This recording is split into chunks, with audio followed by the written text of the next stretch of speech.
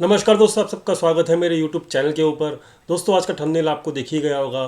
Thumbnail में आपको साफ साफ मैंने ये चीज़ बोली है और इस क्वेश्चन का जवाब अभी आपको इस वीडियो के अंदर मिल जाएगा जो थंबनेल पे आपको दिख रहा है। थंबनेल पे साफ साफ लिखा हुआ है कि क्या हमें मार्केट से भाग जाना चाहिए, सही समय है मार्केट से भाग जाने का। तो यहाँ पर दोस्तों सही समय पे सही जगह पर होना मार्केट के अंदर बहुत ज़रूरी है।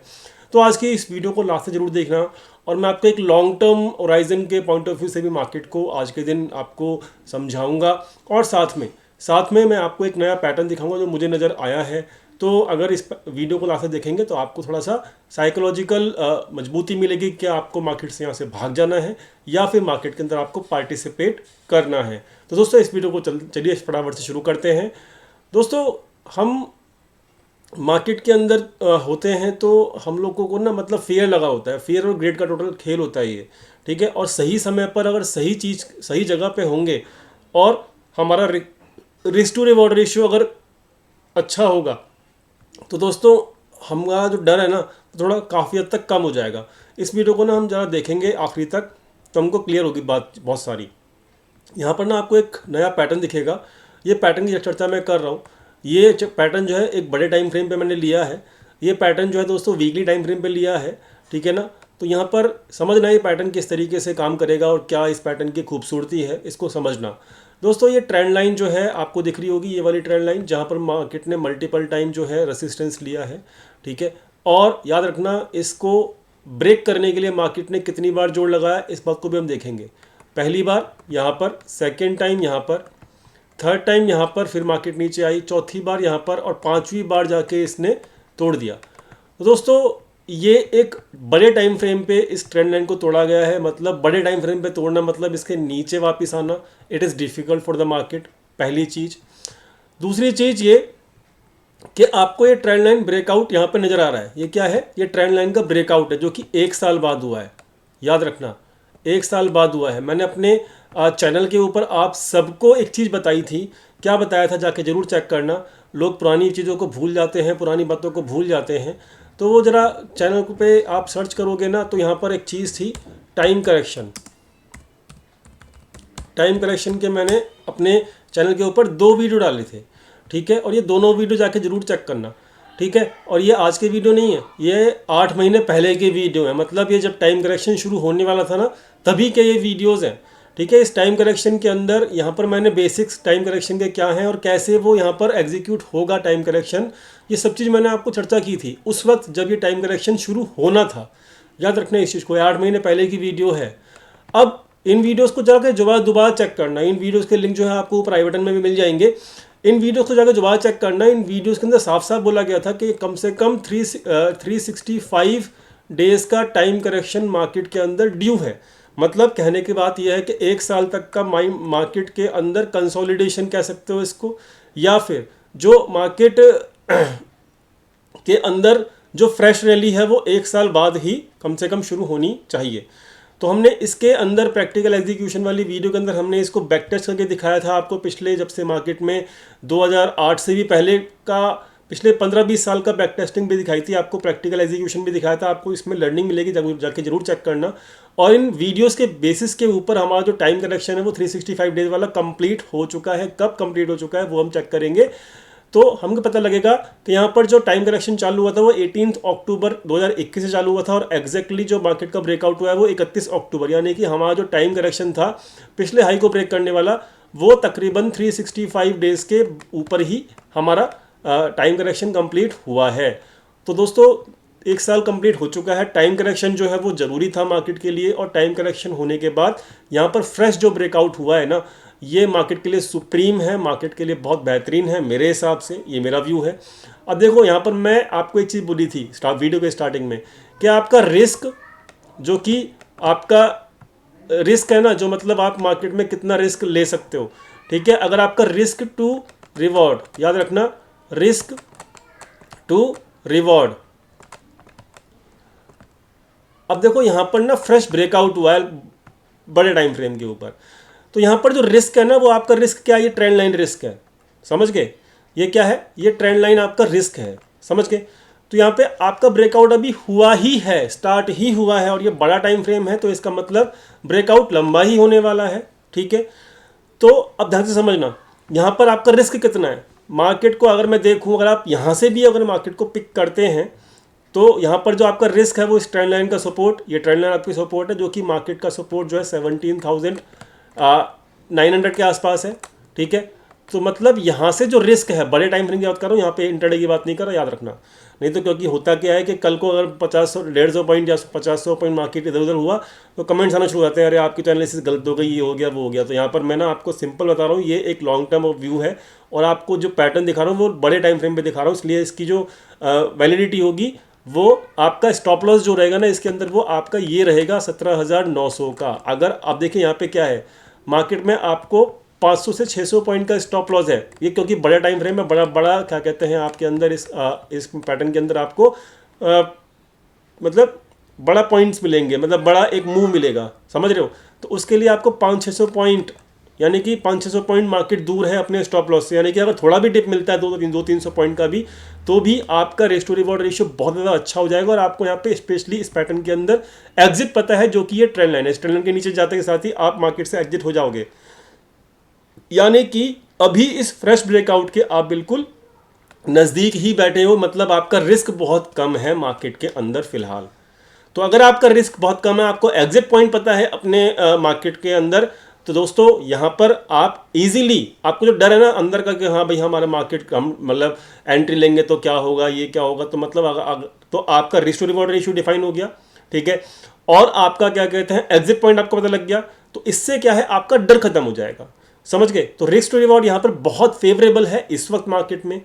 तो मेरे हिसाब से अभी मार्केट से भागने का बिल्कुल भी टाइम नहीं है। मैं आपको पुरानी वीडियोस के अंदर कहता आया हूँ, पिछले 1 महीने से चिल्ला भी रहा हूँ अपने यूट्यूब चैनल के ऊपर, अभी मार्केट के अंदर भागे ना तो आपको पछतावा होगा, अभी नहीं 1 साल बाद जाके पछतावा होगा। मैं आपको अभी से हिंट दे रहा हूँ स्पेशली, और ये हिंट जो था वो मेरा इसी पैटर्न के बेसिस के ऊपर था, लेकिन मुझे यहाँ पर अपना स्टॉप लॉस जो है वो 17,800 का आप रख लीजिए, क्योंकि यहीं से ब्रेकआउट होता ना, 17,800 का ब्रेकआउट हुआ था, तो 17,800 will be my stop loss at any point of time, ठीक है। जब तक 17,800 के ऊपर मार्केट है आई विल बी बुलिश, ठीक है, मेरा व्यू बुलिश है और मैं इस पैटर्न को फॉलो कर रहा हूँ पर्सनली, इसलिए मैं आपको रेगुलरली बेसिस के ऊपर कहता आ रहा हूँ पिछले 1 महीने से कि I am bullish, I am not going to short, ठीक है। तो ये आपको समझ में आ गया। और ये पैटर्न कौन सा है, ये inverse head and shoulder type का पैटर्न है, ठीक है। तो ये आप इसका गूगल पे जाके भी इसकी रिलायबिलिटी जाके सर्च कर लेना।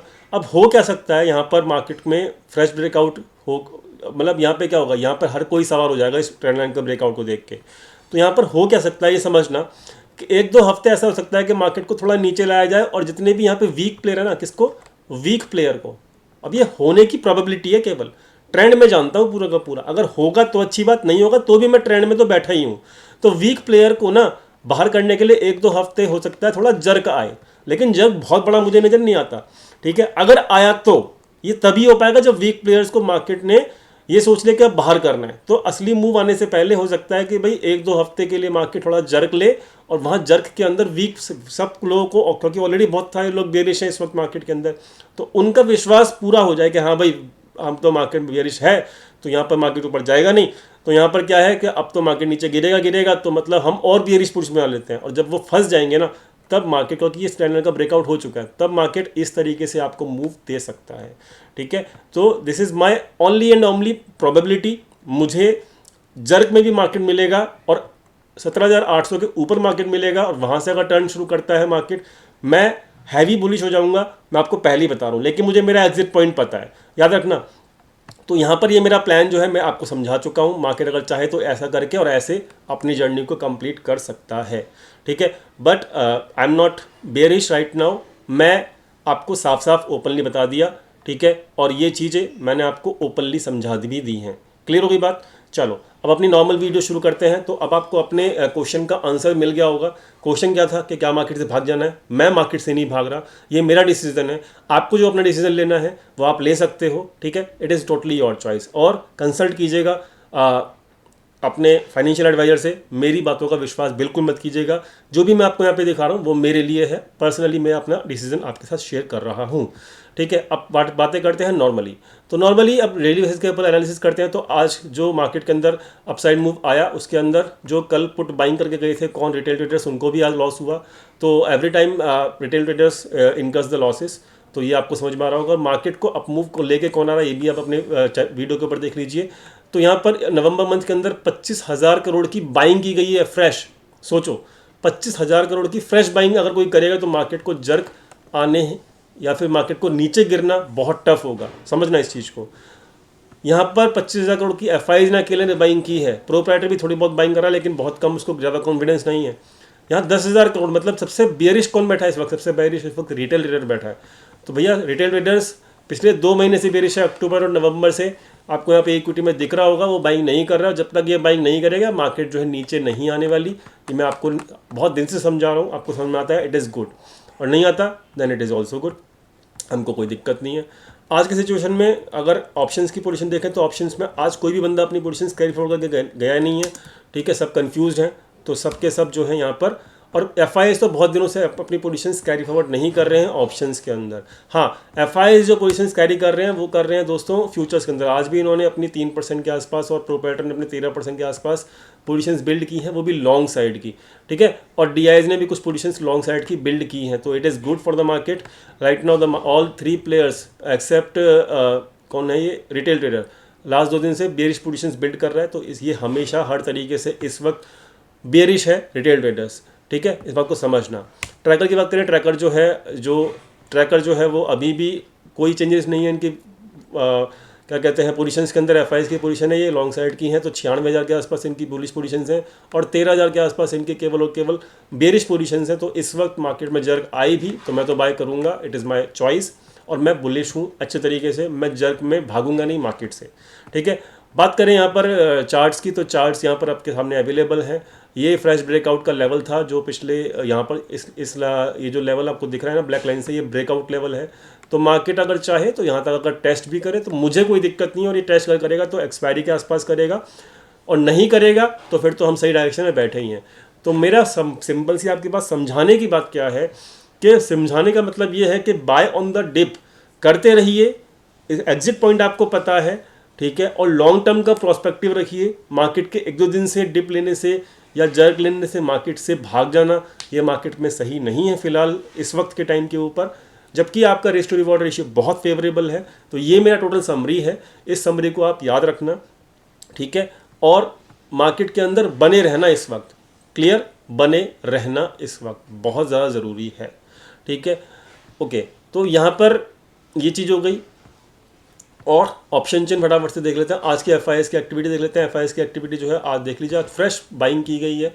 तो एफआईएस हमेशा बाइंग कर रहे हैं, 25,000 करोड़ की बाइंग कर चुके हैं वो लोग। ऑप्शन चेन जो है वो ऑप्शन चेन 1 दिसंबर के आपके स्क्रीन के ऊपर है। स्क्रीन जो है वो आपकी यहाँ पर 2 लाख कॉन्ट्रैक्ट की यहाँ पर जो देख सकते हो 18,500 के ऊपर, तो मतलब 18,500 तो एक सपोर्ट बनी गया इस वीक के लिए, ये बहुत इंपॉर्टेंट है। फ्रेश पुट राइटिंग आपकी यहाँ दिख रही है 18,600 के ऊपर, तो ये भी बहुत बढ़िया है मार्केट के लिए। क्लोजिंग 18,600 के ऊपर ही हुई है, तो मार्केट तो ऊपर ही है अभी, बुलिश ऑप्शन चेन भी है और एफआईज और बाकी सब लोग भी बुलिश ही हैं। तो मेरे हिसाब से मेरा व्यू क्लियर है। मैं यहाँ पे बाय ऑन डिप कर रहा हूँ। लॉन्ग टर्म प्रोस्पेक्टिव से मार्केट को मैं कहाँ देख रहा हूँ मैंने आपको समझा दिया। फ्रेश ब्रेकआउट हो रखा है अब मार्केट के अंदर, वो भी मैंने आपको समझा दिया। ओवरऑल मेरे टारगेट्स मैं मेंबर्स को बहुत जल्दी शेयर करने वाला हूं उनकी मेंबर्स ओनली वीडियो के अंदर, और जनवरी में जाके आपको मैं लॉन्ग टर्म टारगेट्स अपनी पूरे साल वाली जो वीडियो आप लोगों ने रिक्वेस्ट की है वो जनवरी के पहली वीडियो जनवरी की 2023 की मैं आपके साथ शेयर करूंगा पब्लिकली, लेकिन एडवांस में 1 महीने पहले मेंबर्स को ये सब चीज़ें शेयर्स हो जाएंगी, क्योंकि they are actually members. Publicly भी मैं पोस्ट करूँगा, मना नहीं कर रहा हूँ, लेकिन 1 जनवरी के आसपास ही करूँगा। ठीक है, तो ये सब चीज़ें हैं। और बैंक निफ्टी जो है वो देख सकते हो कंसोलिडेशन में है। बैंक निफ्टी केवल क्या है, कंसोलिडेशन में। इसका जो ब्रेकआउट लेवल जो है ना ये है, इसके ऊपर कंसोलिडेट कर रहा है, बहुत बढ़िया है। ब्रेकआउट के बाद अगर कंसोलिडेशन करता है कोई भी स्टॉक तो ठीक है, तो इस बात का ख्याल रखना। कंसोलिडेशन अगर 4-5 दिन अगर और 4-5 दिन ऑलरेडी हो रखा है तो 1 आध दिन और चले तो 4 से 5 दिन का जो टोटल ब्रेकआउट मतलब इसको कहते हैं कंसोलिडेशन, तो बहुत बढ़िया होगा। कंसोलिडेशन के बाद मूव करे मार्केट तो बहुत ज़्यादा बढ़िया है। यहाँ पर भी ऐसे ही हुआ था, मार्केट ने ब्रेकआउट दिया, फिर मार्केट कंसोलिडेशन किया, फिर मार्केट ऊपर गया, फिर मार्केट में कंसोलिडेशन हुआ, फिर मार्केट ऊपर गया, फिर कंसोलिडेशन हो रहा है। इस तरीके से मार्केट चलेगा कंसोलिडेशन करता हुआ, तो ये एक स्ट्रॉन्ग मार्केट कहलाता है। ठीक है, तो मैं यहाँ पर मार्केट में बियरिश नहीं हूँ, मेरा अल्टीमेट यही मेरा ऑब्जेक्टिव है आपको बताने का। उम्मीद करता हूँ वीडियो समझ में आया होगा। वीडियो समझ में आया प्लीज़ लाइक कीजिएगा, दोस्तों के साथ शेयर कीजिएगा, चैनल को सब्सक्राइब करना मत भूलिएगा।